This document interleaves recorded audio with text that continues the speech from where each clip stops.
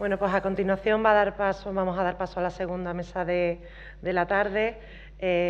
Antes de nada queremos agradecer a don Rafael Porras, presidente de Radio Televisión Andaluza, que nos acompañe y se haya incorporado al acto. Y sin más, pues vamos a disfrutar de esta segunda mesa en la que interviene Paloma Recasens Sánchez Mejía y va a conversar con don Álvaro Ibarra, director de ABC.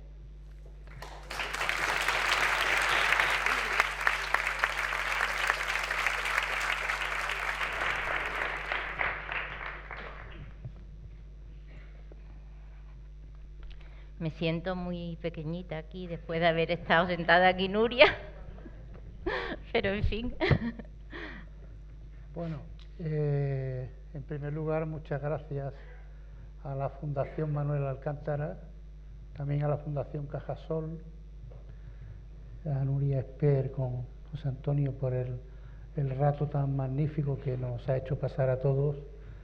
Y yo, aprovechando que está con nosotros Paloma Recasens Sánchez Mejías, nieta de Ignacio Sánchez Mejías, pues vamos a hablar de la generación del 27, pero a la luz de Ignacio.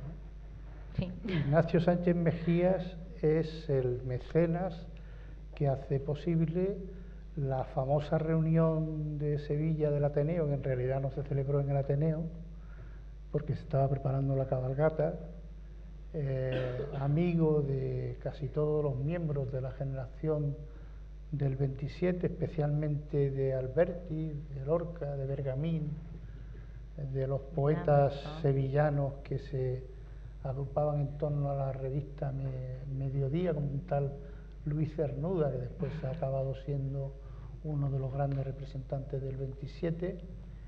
Y Ignacio tenía un maestro, un espejo, un dios para él, que era su cuñado Joselito, ¿no? Que era el modelo para él del torero perfecto, ¿no?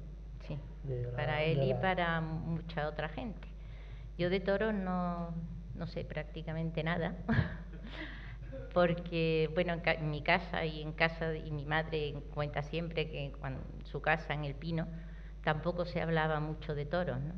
Porque Ignacio no quería que sus hijos fueran toreros, entonces en su casa no había ambiente taurino, él no se vestía de toros en El Pino, no se hablaba de toros, de hecho había un ambiente cultural y siempre había otro tipo de gente, ¿no? Y de hecho mi madre contaba, yo he crecido oyendo hablar de Ignacio porque mi madre hablaba constantemente de él, y lo que cuento casi todo se lo he oído a mi madre, después he aprendido más cosas leyendo, ¿no? Pero mi madre contaba que solo una vez vio a su padre vestido de torero en El Pino, que no se solía vestir allí, pero este día se vistió, pero quitaron a los niños de en medio, porque Ignacio no quería que lo vieran, ¿no? Pero se escondieron y siempre contaba que lo vieron por una rajita de una puerta, ¿no? Y a mi madre no le parecía a su padre, cuando lo vio vestido de torero le impresionó, pero mi madre en las fotos de torero no reconocía mucho a su padre, ¿no? Porque siempre esa faceta no la vivieron nunca en su casa, ¿no? Ignacio efectivamente adoraba a Joselito, para él era el no va más de los toros, y yo creo, esto lo he oído, yo ya os digo que no entiendo mucho de toros, que él le echó tantísimo valor y era un torero tan extremadamente valiente, porque sabía que solo así podía estar un poquito al nivel de José, ¿no? Solo jugándose la vida cada vez que salía al ruedo, ¿no? Él era un hombre profundamente insatisfecho, pese a que había tenido éxito en casi todas las facetas en las que se había involucrado. Había sido torero, poeta, dramaturgo, novelista, piloto de aeroplanos, era un hombre polifacético, ¿no? Sí. Y había tenido éxito en casi todo, muchísimo éxito con las mujeres también. También. Entonces, sin embargo, tenía un pozo yo diría de, que de más insatisfacción. más que insatisfacción, yo diría que era inquieto. O sea, una persona que siempre estaba moviéndose con ilusiones nuevas, ¿no? O sea, no se conformaba con nada de lo que tenía, siempre quería hacer algo más, conseguir algo más, ¿no? Él, si yo lo tuviera un poquito que, por lo que he oído hablar de él y por lo que he leído, era una persona inquieta, con una inteligencia natural extraordinaria, muy simpático y muy atractivo, por supuesto con las mujeres, pero no solo con las mujeres, porque tenía una atracción especial todo el mundo que lo trataba. Yo, bueno, puedo hablar de mi madre, pero conocí también a Pepín Bello y a gente que lo había tratado, a mis tíos. Era una atracción tremenda, ¿no? Y de hecho, cuando después conoces al personaje, lees lo que las biografías, lees sobre él, lees cartas, te vas dando cuenta que también te resulta muy atractivo después de tantísimos años muertos, ¿no? O sea que una persona con una simpatía y una atracción arrolladora y después, por supuesto, muy luchador. O sea, él se le metía una cosa en la cabeza y allá que iba, ¿no? Hay muchas anécdotas de él. De pequeño, pues era hijo de una familia de clase media, su padre era médico en Sevilla y él quería ser torero. Amorós dice que si hubiera nacido a lo mejor en otra época habría sido astronauta o alguna profesión, pero en aquel momento esa profesión en España era ser torero, ¿no? Y quería ser torero y su padre quería que estudiara y él quería ser torero y se escapaba para ir a la Alameda a torear con Joselito, que eran entonces niños, ¿no? Y mi madre contaba una anécdota que a mí me hace mucha gracia porque lo castigaban constantemente porque se escapaba, porque no iba a clase, no iba al colegio y ya lo castigaban desnudo, porque si no se escapaba de donde fuera, lo castigaban en calzoncillo, vamos, en la azotea, en el cuarto de la lavadora, bueno, no había lavadoras, en el lavadero o lo que fuera, ¿no? Y entonces él se escapó, pero claro, por el tejado de las casas. Pero claro, iban calzoncillos, no podía ir a la Alameda, entonces se fue a la iglesia que tenían más cercana, que era, creo que era San Vicente, y había allí un monaguillo, se vistió de monaguillo, dejó al monaguillo en calzoncillos y vestido de monaguillo se fue a la Alameda a torear con Joselito, ¿no? Era ese afán de quiero conseguir algo y a por ello que voy, ¿no? Pase lo que pase y caiga quien caiga. Eso te da un poco la idea de lo luchador que era para conseguir lo que quería, ¿no? Ahora llegó un momento en el que efectivamente él se dio cuenta que no había estudiado, que no tenía y empezó a tener amigos pues de un nivel cultural y entonces empezó a autoeducarse, ¿no? Leía muchísimo, mucho a los clásicos sobre todo y así, y con 38 años sacó el bachillerato, que no lo tenía, ¿eh? Lo hizo con 38 años y no le dio tiempo de hacer mucho más, pero yo creo que mi madre siempre decía, no lo sé si es verdad o no, que habría estudiado Derecho, ¿no? Si hubiera podido, pero eso fue lo que hizo. Esa inquietud que él tenía por hacer cosas distintas, cosas cada vez más osadas, era a lo mejor lo que le unía con los poetas de la generación del 27, porque en teoría eran personajes opuestos, un torero, los de la generación del 27, salvo Bergamín o Alberti, no eran grandes aficionados a los toros. No eran aficionados a los toros. Lo que pasa es que eran amigos de Ignacio. Por eso la relación que tiene Lorca con los toros, por ejemplo, pues es que era amigo de Ignacio, ¿no? Alberti un poquito más, pero se llegó a vestir Alberti lo vistió Ignacio de torero porque se empeñó, creo, no sé si fue en Salamanca fue, no lo sé, pero lo vistió de torero y hizo el paseillo con él, hay por ahí fotos, y después ya se quedó en un burladero y no salió del burladero, y según contaba mi madre que no había pasado más miedo en su vida, ¿no?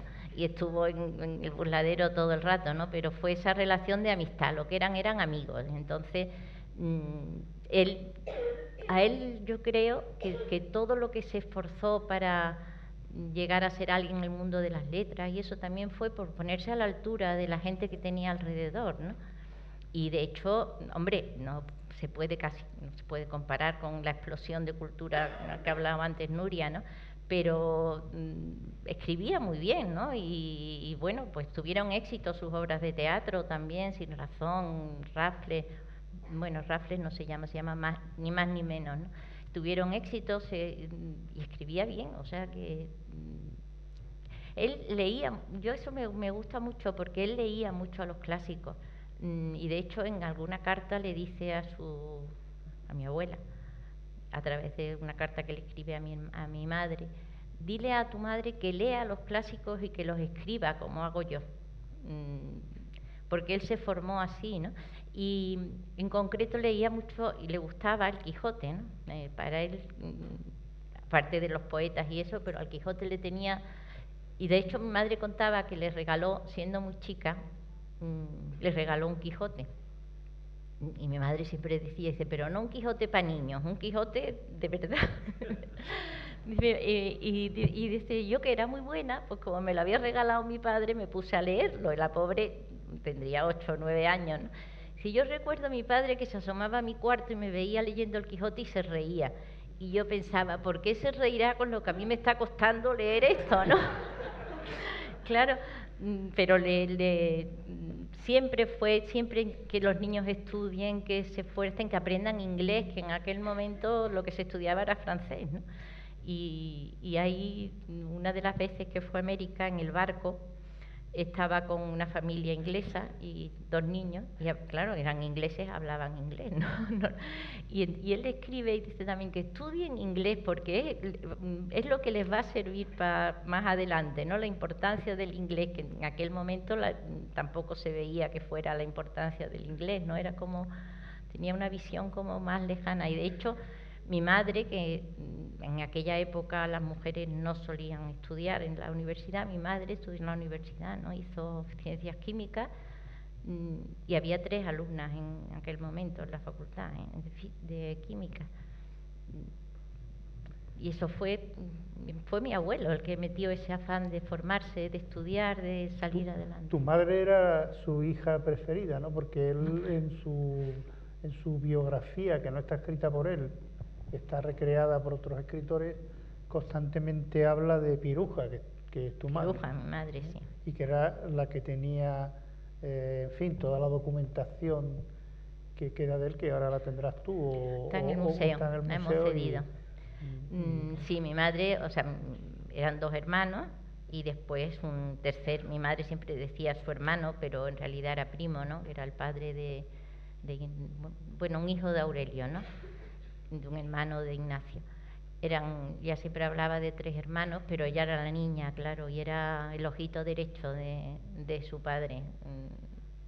Y la mimaba muchísimo, o sea, y ya tiene una sensación de hablaba con mucho cariño siempre de su familia, de su padre y de su madre. Hay tantas anécdotas de cómo la llegaba a mimar. Un año los Reyes le trajeron un caballo, Polvorilla se llamaba, bueno, pues un torero, pues más o menos normal, pero es que se lo trajeron y se lo subieron a su cuarto. Y se despertó la mañana de Reyes y el caballo estaba en su cuarto, ¿no? Y mi abuela decía, eso me lo contaba mi madre, ¿no? Que decía, bueno, subirlo por la escalera del pino, lo subieron los Reyes, que al fin y al cabo eran magos, pero bajarlo, ya fue la complicación, ¿no? El caballo se hizo caca allí en la escalera, mi abuela como era... todo lo que hacía lo hacía como lo agrandaba, o sea, como que cualquier cosa, por pequeña que fuera, en la vida del diaria suya, que es la que yo he conocido de mi madre, todo era grandísimo, todo era una cosa especial, ¿no? Cualquier cosa, por pequeñita que fuera, se convertía en una fiesta, por decirlo de alguna manera, ¿no? Él, en su primera obra, o por lo menos la primera que estrena, que es Sin Razón, es una obra muy avanzada para la época porque es una de las primeras obras de teatro que se escribe en España sobre las teorías de Freud. Y en eso Ignacio tenía una gran experiencia porque él iba mucho al manicomio de Miraflores, que estaba, no sé si estaría al lado del Pino. Y él iba muchos días y hablaba con los locos. De hecho, él dice, los diálogos de los locos no me han costado escribir ningún trabajo porque me he hecho eco de lo que yo... Se pasó mucho tiempo en el manicomio y para escribir esto, ¿no? Y de hecho en el Pino había... ahora está feo decirlo de los locos porque la sociedad ha cambiado mucho, ¿no? Pero había muchos empleados que madre decía, se hablaba de un tal Félix el Loco, y Félix el Loco era un jardinero que estaba por el Pino, ¿no? Porque estaban muy en contacto. En la finca había, y de hecho yo recuerdo de chica todavía, los domingos íbamos a misa al manicomio, nos parecía lo más normal el trato porque habían vivido siempre allí, ¿no? Ignacio se pasó mucho tiempo en el manicomio estudiando, cogiendo notas, tomando notas, mucho tiempo. Hay fotos muy bonitas en el manicomio de Ignacio hablando con esta gente, ¿no? Pinomontano es, para la generación del 27, un lugar mágico, ¿no? Porque es donde se desarrollan muchas de las tertulias, muchos de los recitales poéticos, es donde Ignacio se lleva a cantar a Antonio Torres, que cantar por seguiría, pues Lorca dice que le dejó absolutamente que de ahí salió el romancero, incluso que de ahí salió el romancero gitano. Era un lugar que hoy sigue siendo habitado por tu familia. Sigue existiendo, hay viven mis primos, sí, allí, una prima mía vive allí. Pasa que de la finca queda ya muy poco, porque entre el AVE y el aeropuerto queda la casa sí está, que es muy bonita. Sí, el Pino era un centro, era su casa. Después él estaba en Madrid, pero el Pino era su casa, donde vivía su mujer, sus hijos, y donde él siempre volvía. ¿No? Él quería siempre, se ve cuando escribe y eso, que siempre habla de volver a casa, de volver al Pino. Era como su refugio, donde él estaba cómodo y donde él llevaba pues a sus amigos, a toda la gente que él quería. Por el Pino han pasado, en las fiestas del Pino, eran fiestas de estas que duraban 3 días, ¿no? Sí. Y por ahí ha pasado pues muchísima gente, ¿no? Él decía que las fiestas, para ser medio buenas, empezaban en la cena y no acababan hasta la cena del día siguiente. Si no, ni era fiesta, ni era nada, ¿no? Sí. En una de esas fiestas es donde canta Manuel Torres, a la 1 del mediodía del día siguiente, por ahí, por fin se arrancó a cantar. Por fin se arrancó. Y deja estremecidos a los que tuvieron la suerte de estar ahí, de escucharlo, ¿no? Entre ellos Díaz Cañabate, ¿no? El famoso crítico taurino, ¿no? Que pudo... El Pino debía de ser un lugar muy especial para mucha gente, porque mi madre, bueno, yo hablo de mi madre, pero es por donde yo he oído siempre hablar de Ignacio, ¿no? En el cuarto de estar, siempre y hasta el final de su vida, lo que tenía ahí puesto siempre, era una foto de Pino Montano, ¿no? Ni de sus hijos ni de nadie, de Pino Montano era la foto que tenían. Y él tenía un cariño muy especial, pero por lo que para ella representó su padre, ¿no? Su padre hacía que la misma atracción que después tuvo sobre los poetas del 27 y sobre todo la gente que lo conocía, porque yo creo que no dejaba indiferente a nadie de la gente que lo trató y que lo conoció, ¿no? Y el 27 fue la reunión de los poetas del 27, efectivamente lo organizó el Ateneo con Góngora, que en aquel momento pues tampoco es que fuera un poeta, lo reivindicaron mucho, ¿no? Y hay un poema de Jorge Guillén muy bonito, que escribió muchos años después de aquello, que ni me lo sé ni sé recitar, pero un poco viene a decir: a Sevilla llegamos un grupo de amigos, y al final del poema dice: y cuando terminó la excursión estábamos ya unidos para siempre. Bueno, eso fue el 27, ¿no? Una reunión de un grupo de amigos muy jóvenes, porque ahora vemos a Lorca, a Alberti como grandes poetas y, bueno, lo que son. Pero en aquel momento eran niños de 27 años, de 28 años, con muchas ganas de divertirse. Y Ignacio era un poco mayor, debía de tener 30 y tantos, pero también un niño, todos muy jóvenes. Y lo que hicieron fue pasárselo muy bien, además de recitar a Góngora, pero de gastarse, que contaba un poco Nuria, tan bonito de Alberti, ¿no? Que gastando bromas, metiéndose unos con otros, riéndose. Fue un grupo de amigos que se convirtió en una generación importantísima, ¿no? Mi madre tenía pues muchos papeles muy desordenados, y te ponías a buscar y lo mismo te encontrabas una carta de Unamuno que un manuscrito de Alberti, que una cosa de Gerardo Diego, que cosas escritas de mi abuelo. Mi abuelo escribía muchísimo, pero escribía por detrás de un cartón de no sé qué, o por detrás de una postal que había, encontré una postal de un tanque, que no sé por qué, por detrás había escrito cosas, ¿no? Así está la novela, bueno, escribía siempre así, ¿no? Muy desordenado. Y bueno, cuando empezamos a mirar todo lo que había en aquellos baúles de papeles, pues empezaron a salir cosas que podrían ser muy interesantes, ¿no? Y yo siempre he pensado que la mejor manera de conservar un patrimonio es difundirlo. Tú te lo quedas guardado en un cajón y está muy bien allí guardado, ¿no? Pero la mejor manera de conservarlo es difundirlo. Entonces, cuando ya no estuvo mi madre,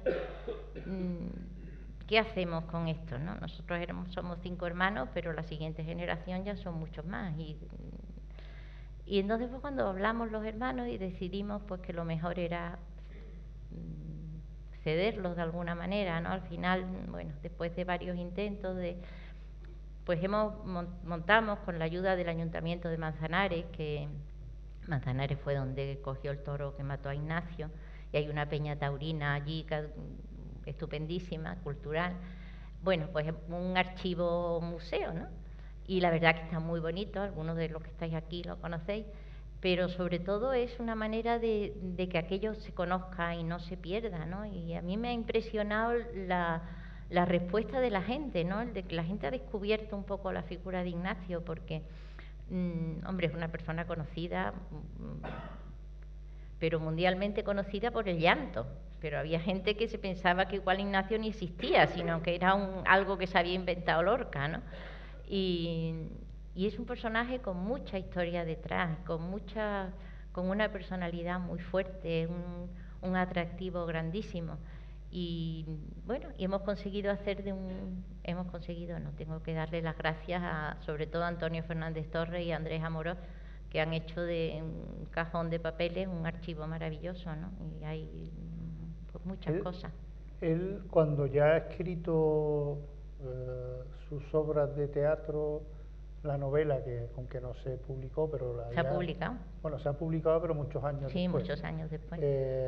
Decide volver a ser torero, ¿no? Cosa que le desaconseja todos sus amigos, los poetas del 27, le dicen: tú estás loco, no se te ocurra, pero él decide ser torero. Como era un hombre de una voluntad indomable, acaba volviendo a torear, que es a la 4ª corrida o 5ª, es cuando lo mata un toro. Y Federico cuenta que cuando a él le dijo en Madrid, en una reunión en la que hicieron, que iba a volver a torear, él sintió una mala premonición, que él se fue a una ventana porque decidió y en su poema además habla de un viento de la muerte, de los olivos, sí. Que él sintió que era el anuncio de la muerte de Ignacio, y desgraciadamente no se equivocó. Así fue. Yo el por qué volvió a los toros, pues no lo sé. Supongo que porque los toreros, en el fondo, me acuerdo de una mesa redonda hace mucho tiempo en la que estaba también Dávila Miura, dijo, no lo sé, que los toreros al fin y al cabo podrán ser, que Ignacio, ¿no? Podría ser escritor, poeta, mecenas, dramaturgo, todo lo que, pero que en el fondo era torero, ¿no? También volvió, porque eso lo está escrito, está documentado, ¿no? Él decía que mientras él fuera torero, si tenía que llegar alguien herido o muerto a Pinomontano, que fuera él, no su hijo. Porque su hijo al final fue torero. Sí, pero cuando ya había muerto Ignacio. Que mientras él estuviera toreando, su hijo no iba a torear porque no le iba a dar ese disgusto a su madre. Y a lo mejor también fue por eso, ¿no? No lo sé. Pero la elegía de Federico del llanto, que decías que algunas personas creen que es un personaje de ficción, es junto a las coplas de Jorge Manrique o a la elegía de Miguel Hernández dedicada a Ramón Sigé, una de las 3 elegías cumbres de la literatura española, efectivamente. Española, ¿eh? Pero hubo otras elegías sí, hay varias, sí, Alberti, Alberti también. Lo que pasa es que yo creo que después de lo que escribió Lorca, lo he comentado antes, creo, Nuria también, hombre, la de Alberti está muy bien, pero sí, era insuperable. Es que no sé, es que es maravillosa, o sea, es maravillosa, las metáforas, es muy bonita. Yo reconozco que es muy difícil intentar escribir otra elegía después de haber leído esa, ¿no? Es como, no sé. De hecho, las hay, pero son mucho menos conocidas, ¿no? Mucho menos conocidas. Si no hubiera sido ni torero ni escritor y tal, solo por la elegía de Lorca. Claro, pero a lo mejor si no hubiera sido como es, Lorca no habría escrito la elegía. Aunque la elegía, yo creo, Amorós lo dice también, que no es una elegía a un torero, es una elegía a una persona, ¿no? A un personaje. Torero, pues era torero, pero es una elegía a un personaje, ¿no? Personaje, yo creo que extraordinario y único, ¿no? Cuando vas leyendo cosas, vas viendo cosas, dices, efectivamente, no era una persona normal. No era una persona normal.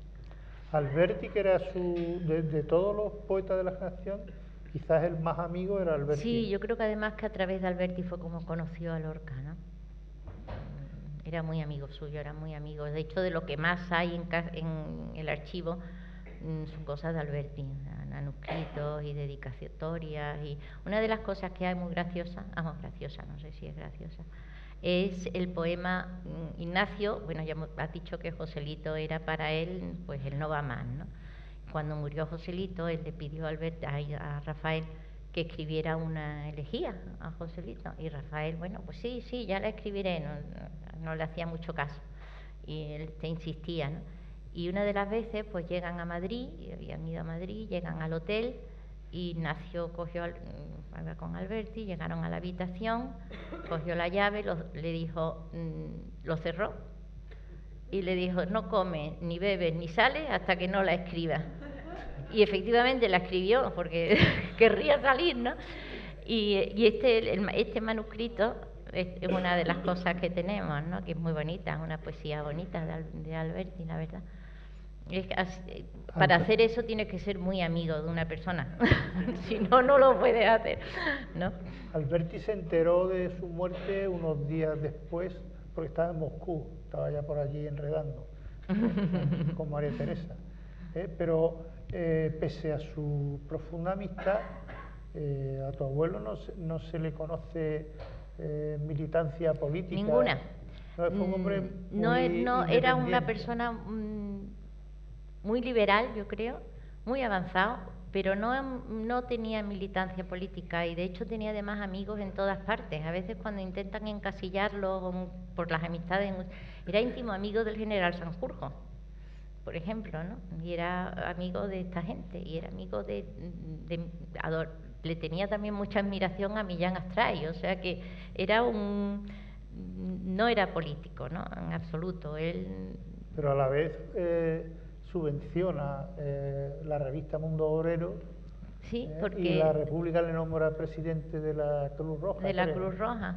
Que es muy criticado por aceptar el cargo. Pero, o sea, creo que porque él hacía lo que creía que debía hacer, independientemente de lo que hubiera detrás, yo creo que no tenía ninguna afiliación política. Por ejemplo, vamos, esto en política, pero le pasaba un poco con todo, ¿no? Fue presidente del Betis, pero dicen las malas lenguas que era sevillista. Yo no me lo creo. Amorós dice que era sevillista, pero que le propusieron ser presidente del Betis, que era pues una causa perdida, como ha sido siempre nuestro Betis, ¿no? Y entonces decidió pues que había que sacar el Betis adelante, y allá que se fue, ¿no? Y lo sacó adelante. Y lo echaron del Sevilla. Gracias a Dios. Gracias. Era para echarlo, ¿no? Gracias a Dios. Era para echarlo, desde luego. Bueno, ese tema a lo mejor discrepamos un poco. Sí. Mi madre era muy bética también. Con él el Betis subió a primera, ¿no? Bueno, lo dejó a punto de. Ya. Porque él... Pero lo cambió, o sea, hizo un equipo que no... Lo cambió, o sea, también metería mucho dinero, supongo. Era muy generoso, ¿no? Era muy generoso con lo que... Dejó mucho dinero a muchas cosas. ¿No? Con lo que él creía y quería sacar adelante, pues era también un poco abogado de causas perdidas, ¿no? Eso le echaba, yo creo que una ilusión a todo lo que hacía. Otra anécdota, puedo contar otra anécdota, pero que te da un poco sensación de lo que era, ¿no? No sé si os acordáis bueno, no os acordaréis porque yo los conozco porque eran de mi madre, pero vamos, los cuentos de Calleja, que existían, o sea, no existían, ¿no? Y yo los tengo guardados, los que eran de mi madre, ¿no? Su padre se los regalaba.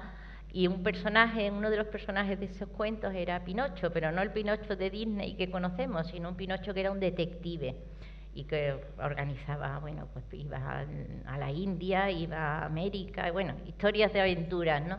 Y mi madre, con 8 años, 7 u 8 años, bueno, pues era como su personaje ideal, ¿no?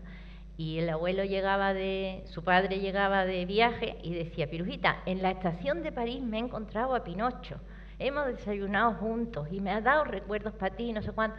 Y mi madre decía: yo sabía que aquello no podía ser, porque no era tonta, o sea, sabía. Dice, pero es que cuando me hablaba yo lo estaba viendo. O sea, por cómo contaba las cosas, por cómo ilusionaba, por cómo... parecía que aquello ya existía, ¿no? Aunque no había todavía nada de aquello que él quería hacer, ¿no? Él fue también, bueno, no periodista, pero sí articulista. Y escribía además, su propia... polemista, y muy tuvo polémica. Grandes polémicas a través de sus artículos. El que se enfrentó, vamos, ese tema se enfrentó con las plazas de toros, por los honorarios que tenían que cobrar los toreros, y también fue muy peleón, ¿no? En esa historia, porque cuando él pensaba que tenía razón, pues allá que iba, ¿no? Con todo lo que él pensaba que tenía que hacer. Hizo una cosa insólita que yo no conozco ningún que se haya ni repetido, antes ni después. Y hubo una época en que hizo la autocrítica de sus actuaciones. Escribía sus propias crónicas, sí, y era muy duro con él mismo, ¿no? Había un periódico, no sé, La Unión. La Unión, que publicaba la crónica del crítico taurino y al lado la autocrítica de Ignacio, que además era muy duro consigo mismo, sí, mucho más que el crítico. Era muy duro consigo mismo, pero hacía de todo. Después, cuando fue a Estados Unidos con Lorca, pues dio una conferencia en la Universidad de Columbia hablando de toros, ¿no? Y decía: el día que la gente se entere que el toro es un asesino, la gente cambiará la visión que tiene de los toros, ¿no? Es una conferencia muy bonita también, está publicada, y la ley sí es completamente actual, o sea, parece que podía estar escrita... Es muy actual porque es una defensa de las corridas. Él tuvo una polémica con los alemanes, sí. Porque los alemanes criticaban la crueldad de la fiesta de toros, y él utilizó para defenderse como coartada la crueldad de los alemanes, que acaban de de terminar la Primera Guerra Mundial. Y en Nueva York hace una defensa de la tauromaquia muy moderna. Sí, muy moderna. Es que tú lees la conferencia y dices, esto podía estar escrito ayer, vamos. No... Sobre todo dirigida a estudiantes norteamericanos que no sabían lo que era un toro, de vamos, qué demonio le estaba hablando. Porque... Sí, sí. Y es muy curioso porque la presentación de Ignacio la hizo García Lorca, la hizo Federico en la conferencia, en la universidad. Por eso eran gente que le echaba ilusión y pasión a todo lo que hacían, ¿no? Daba igual lo que hicieran, lo mismo una cosa que otra, ¿no? Le echaban pasión a todo lo que hacían. Sí. Lo de piloto de aeroplano, en el aeroplano montaba la cuadrilla o como el cordobés. Yo creo que fue de los primeros que fue alguna vez a las corridas en avioneta para poder torear más, ¿no? Que entonces tampoco se hacía y pues sí, aprendió a pilotar. Hizo un aeródromo además, ¿no? Y después hay otra foto muy bonita, por eso le hacía unas cosas, que estaba con la garrocha, un derribo, montado en un coche. O sea que es que hacía... Es una foto muy bonita. Hay una foto muy bonita de eso, sí, inventaba cosas constantemente. ¿Qué relación tenía él con la familia de tu abuela? Con los Gallos, con Rafael el Gallo, Bueno, la relación con Joselito, pues para él era el no va más, Joselito, ¿no? Era su ídolo, por decirlo de alguna manera. Se enamoró de mi abuela, estuvieron muy enamorados y tuvieron siempre fueron familia, siempre, o sea, su casa era Pinomontano, su familia y sus hijos eran su familia y sus hijos y su casa era su casa, ¿no? Quiso mucho a mi abuela y mi abuela lo quiso muchísimo a él y a sus hijos los adoraba. Y después, pues en el Pino vivieron todos, porque en el Pino vivían Pepito, el otro hermano, vivía Aurelio, iba todos los días, después también vivió una sobrina de mi abuela, Trini, hija de Fernando, del mayor, que también fue torero, que se quedó sin padre y sin madre, también se fue a vivir allí, Trini también vivió allí, o sea que yo creo que tenían muy buena relación, se querían mucho.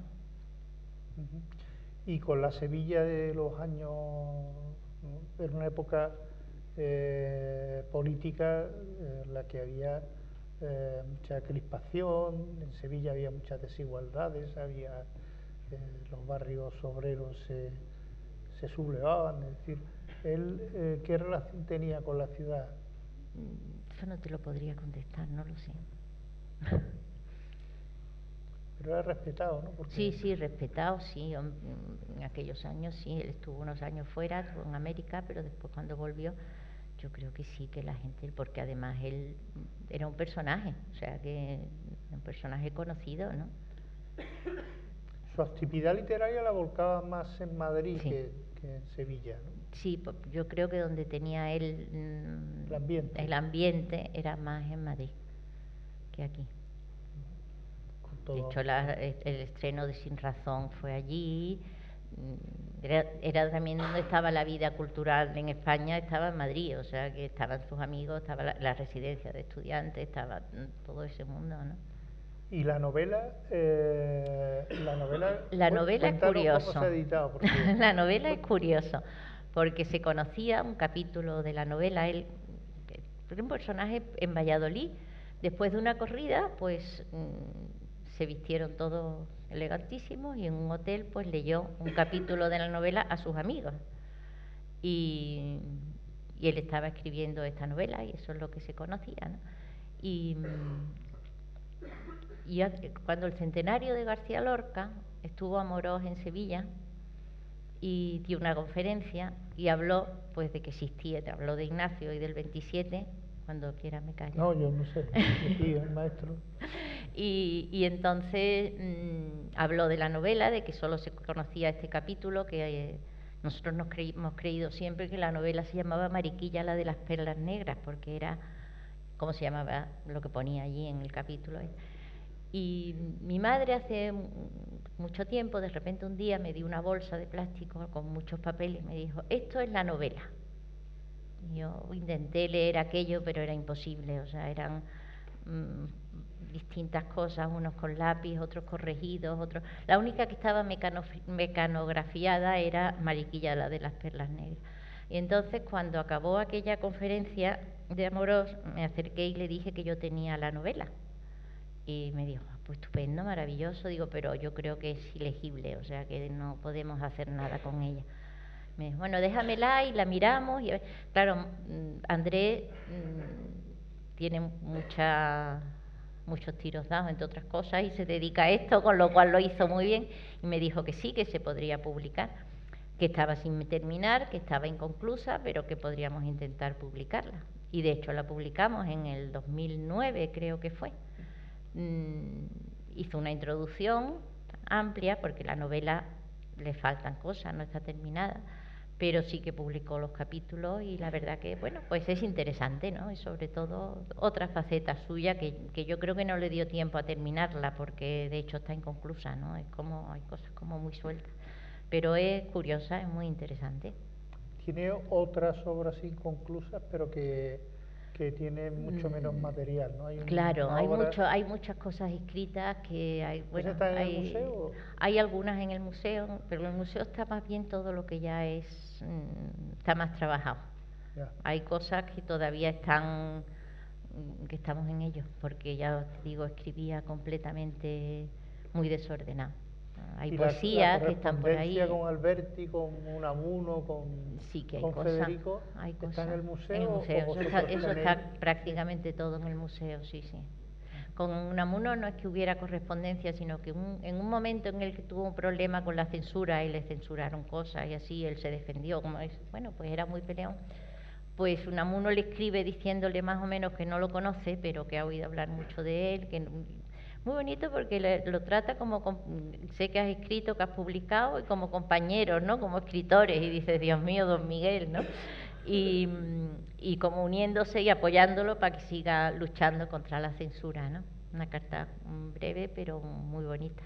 Yo creo que cuando hemos cedido los documentos al museo es lo que más me ha costado ceder, la carta de Unamuno. Pero sí está allí, de Alberti, muchas cosas, sí. Gerardo Diego, Alberti, Jorge Guillén, Bergamín, muchas cosas. Bueno, yo seguiría preguntándole cosas y que nos siguiera hablando de lo que sé, Pino Montano, de tus recuerdos y de las cosas que te contaba. De las cosas que contaba mi madre, que contaba muchas cosas, pero no sé el tiempo que tenemos. No hay tiempo. Ignacio era el número 22 de 23 hermanos. Sí, eran 23 hermanos, es que parece mentira, ¿verdad? Sí. Pero sí, sí. Hoy día, vamos, yo es que lo pienso 23. En fin. Tu abuelo lo sacó para adelante a todos. Lo sacó para adelante a todos. A los que pudo. Sí. Pues muchas gracias, Paloma. Nada, por Dios, ha sido un placer. Me ha encantado estar aquí. Un placer hablar contigo.